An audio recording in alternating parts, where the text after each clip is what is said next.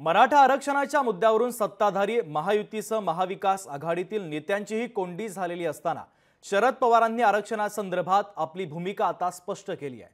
मराठा आरक्षणाच्या मागणीला आमचा पाठिंबा आहे, पण इतर लहान समाजाने देखील त्यांनाही सोबत घ्यावा अशी भूमिका शरद पवार यांनी मांडलेली आहे। पाहूयात।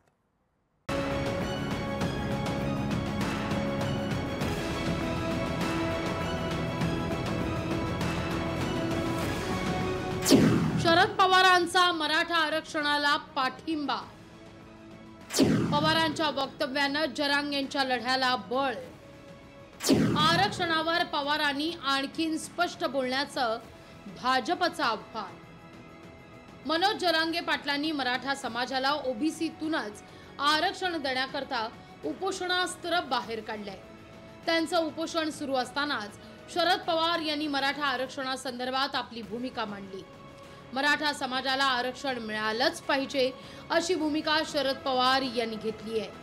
मनोज जरांगे पाटलांचं उपोषण आणि मागणी योग्य असल्याचं शरद पवार यांनी म्हटलंय।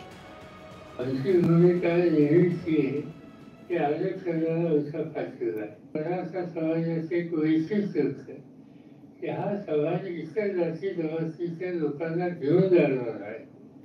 अगदी शिवछत्रपतींच्या काळापासून त्या दोघीचा तर असं सगळ्या जातीच्या लोकांना घेऊन रयतेचं राज्य प्रस्थापित करायचं हा आदेश शिवछत्रपतींनी दिला आणि ही भावना आज समाजातल्या सगळ्या घटकांच्यामध्ये आहे आणि त्यामुळे त्यांच्या आरक्षणाची मागणी योग्य।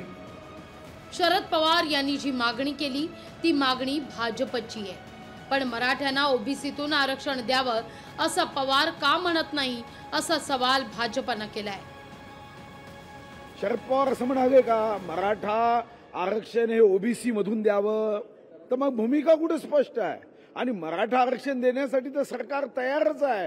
प्रश्न मराठा आरक्षणाचा नाही आहे, मराठा आरक्षण ओबीसी मधून द्यावं या प्रश्नावर निश्चितपणे आज निर्णय करणं हे कोणालाही शक्य नाहीये।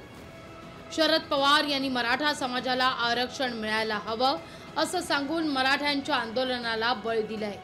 दुसरीकडे मराठा समाजाला आरक्षणाची गरज असल्याचं सांगून सत्ताधारी भाजपची अडचण केली आहे। निवडणुकीच्या तोंडावर भाजप मराठा विरोधी असल्याचं चित्र निर्माण करण्याचा प्रयत्न केला जात असल्याची चर्चा सुरू झाली आहे। ब्युरो रिपोर्ट, लोकशाही मराठी, मुंबई।